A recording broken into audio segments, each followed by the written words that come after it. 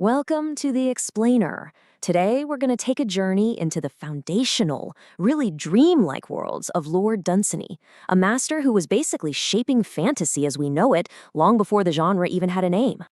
So, right off the bat, Dunsany hits us with this really curious paradox.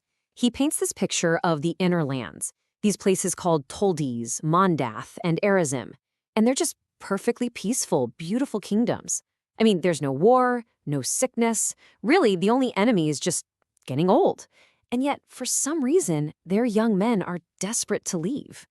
And that question right there, that's really the key that unlocks Dunsany's entire body of work. This irresistible, almost magnetic pull of the unknown, of the beautiful, and, yeah, of the deeply dangerous. So let's explore how he unpacks this idea.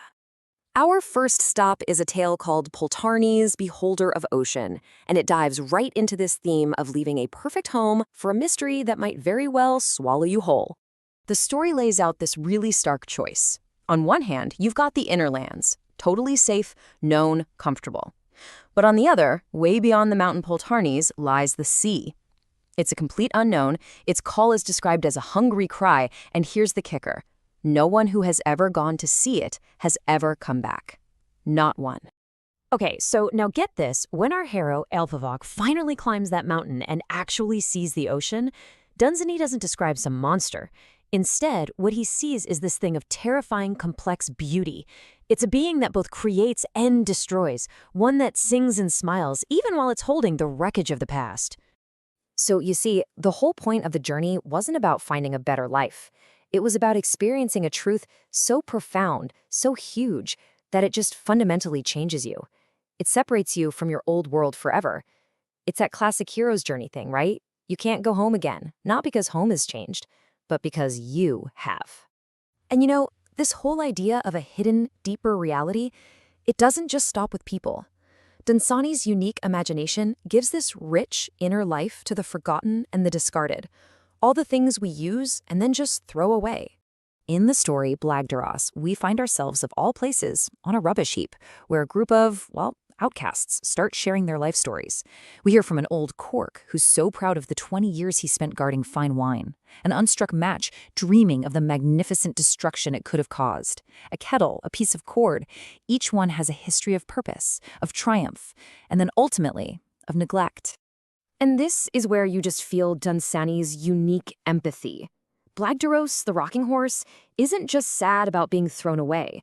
He's mourning the loss of the imaginative worlds he shared with his owner. He sees the tragedy in a child growing up, not as progress, but as a shrinking of the soul. It's this profound sense of lost glory, but for a child's forgotten toy.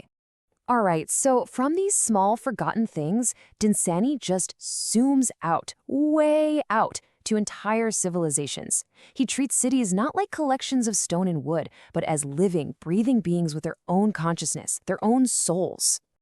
In the madness of Andalspreths, a city doesn't die from war or plague or famine, it dies from hopelessness. After 30 years of just longing for its motherland, the city literally goes mad. Its very soul, this great shadowy form, just gets up and wanders off into the mountains, leaving an empty, dead shell behind. And he takes this idea even further in Mora. Here, a vibrant, bustling city becomes completely desolate in a single evening. The entire population just abandons their homes, their possessions, everything, after 3 travelers deliver a single, unspoken message. So what was the message? Well, Dunsany never tells us. And honestly, that's the whole point. By leaving it a mystery, he makes it infinitely more powerful. It's like he's suggesting that some truths, some threats, are so vast and so final that they are completely beyond our comprehension. And the only possible response is to just vanish.